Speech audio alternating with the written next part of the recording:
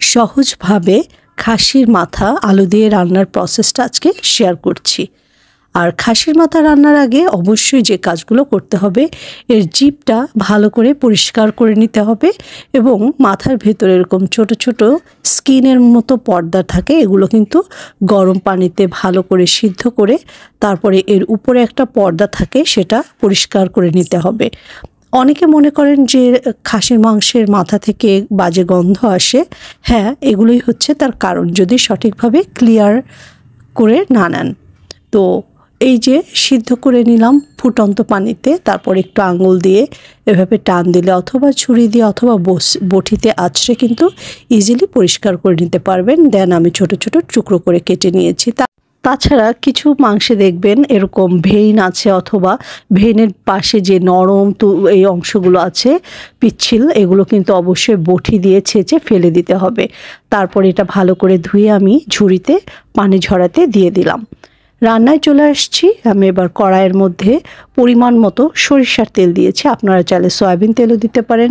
এর মধ্যে 4টা তেজপাতা, 2টা লং, 2টা এলাচ, 2টা দারুচিনি দিয়ে আমি এটা ভালো করে ভেজে নিচ্ছি। এটা ভাজা হয়ে যাওয়ার পরেই আমি এখানে 1 চামচ জিরা এবং ধনিয়ার গুঁড়া একসঙ্গে আছে টালা, সেটা দিয়ে দিলাম। দিয়ে এটা বেশিক্ষণ নাড়াচাড়া করা যাবে না, 2-1টা নাড়া দিয়েই পেঁয়াজ কুচিটা দিয়ে দিতে হবে।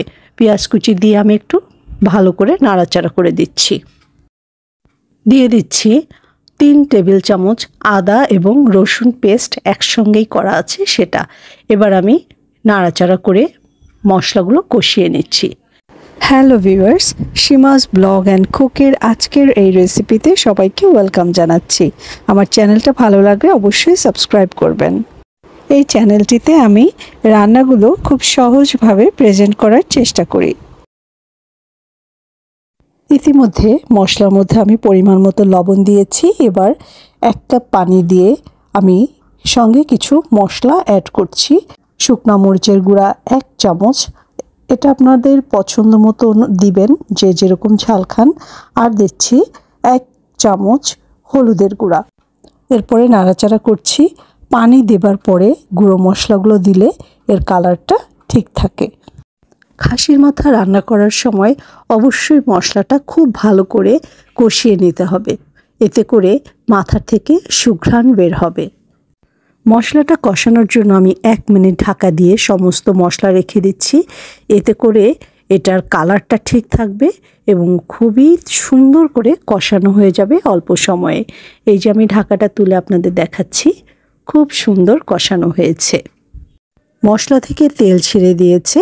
এই পর্যায়ে আমি মাথার যে মাংসগুলো মশলার মধ্যে দিয়ে ভালো করে নাড়াচাড়া করে মশলাগুলো মাথার সঙ্গে মিশিয়ে নিব।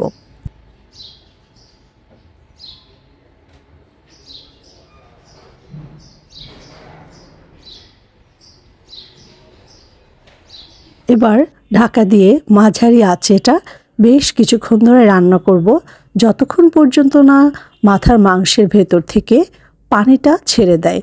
আর ঢাকাটার মুখ আমি একটা মরিচের বোটা দিয়ে আটকে দিলাম। কিছুক্ষণ পর আমি ঢাকাটা তুলে দেখাচ্ছি আপনাদেরকে, বেশ খানিকটা পানি বের হয়েছে। এভাবে কিন্তু আরও অনেক পানি বের হবে। ঢাকা দিয়ে দিয়ে সময় নিয়ে এই মাংসের পানিটা বের করে সেটাকে শুকিয়ে ফেলে ওই পর্যন্ত মাংসটা কষাতে হবে। বন্ধুরা, এবার আসেন একটা ছোট টিপস দিই। আপনার সময়টা যখন খারাপ যায় অথবা দেখবেন সব কিছু আপনার বিপরীতধর্মী অবস্থানে রয়েছে, খুব একা হয়ে পড়েছেন, জাস্ট ওই সময়টা থেকে আপনি ডানে কিংবা বাঁয়ে একটা লাফ দিয়ে সরে আসেন, চলে যেতে দেন সময়টাকে।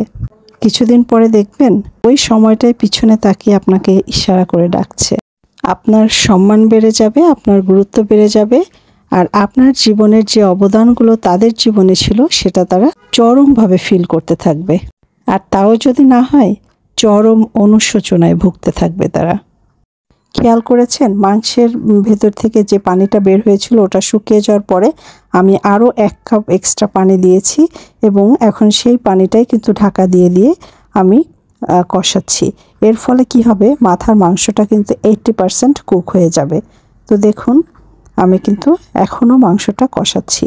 প্লিজ এই কষানিটা অনেক ভালো করে কষাবেন, তাতে করে মাথার ভেতর থেকে যে অবাঞ্ছিত গন্ধ বা অনেকে খেতে চায় না সেটাও কিন্তু দূর হয়ে যাবে। খাসির বিভিন্ন অংশের এক এক রকমের স্বাদ থাকে, যেমন পায়ার একরকম স্বাদ, তারপরে কলিজার একরকম স্বাদ থাকে, মাংসের একরকম স্বাদ, ঠিক তেমনি মাথার স্বাদটাও কিন্তু অনেক বেশি। মাংস থেকে তেল ছেড়ে দিয়েছে এবং মাংসটা কষানো হয়ে গেছে, একদম ভাজা ভাজা হয়ে গিয়েছিল মাংসটা। এই পর্যায়ে আমি আলু দিয়ে দিলাম। বেশ, এখানে 3টা আলু আছে, ছোট ছোট টুকরো করে নিয়েছি। এই আলুর বদলে আপনারা মুগের ডাল ভেজে পানি দিয়ে একটু ভিজিয়ে ধুয়ে তারপরে মুগের ডালটাও অ্যাড করতে পারেন। আমার কাছে আলু দিয়েই ভালো লাগে। তারপরে আলু দিয়েও কিন্তু বেশ কিছুক্ষণ মাংসটা আমি কষিয়ে নিচ্ছি। আমার চ্যানেলে রয়েছে খাসির মগজ ভুনা আলাদা একটা রেসিপি, সেটাও দেখে নিতে পারেন। তো আমি কিছুক্ষণ মাংসটা কষিয়ে এবার ঝোলের জন্য পানি দিব। তার আগে আমি 4টা কাঁচামরিচ দিয়ে দিচ্ছি। ইতিমধ্যে কিন্তু আমার মাংস 80% কুক হয়ে গেছে। তো এই পর্যায়ে দেখুন আমি আরেকটু কষিয়ে 1 বাটি পানি দিয়ে দিচ্ছি। তো 1 বাটি পানি যথেষ্ট। এই পানিতে কিন্তু মাংস আলু একদম পানি সমান সমান থাকবে। ঢাকা দিয়ে রান্না করে নিব। হুবহু রেসিপিটি ফলো করলে আশা করি আপনাদেরও খাসির মাথার মাংসের প্রশংসাটা সবাই করবে। এভাবে যখন রান্না করে আপনার ঝোলটা শুকিয়ে যাবে এবং মাংস নিচে ঝোলটা চলে আসবে, ব্যাস উপর থেকে একটু গরম মশলা, জিরা টালা আলাদা করে ছিটিয়ে দিয়ে নামিয়ে নিলেই হয়ে যাবে সুন্দর খাসির মাথার রেসিপি। খেতে কিন্তু অনেক মজা হয়। আজকে বিদায় নিচ্ছি, সবাই ভালো থাকবেন। নতুন ভিডিও দেখার আমন্ত্রণ রইল। সে পর্যন্ত টাটা।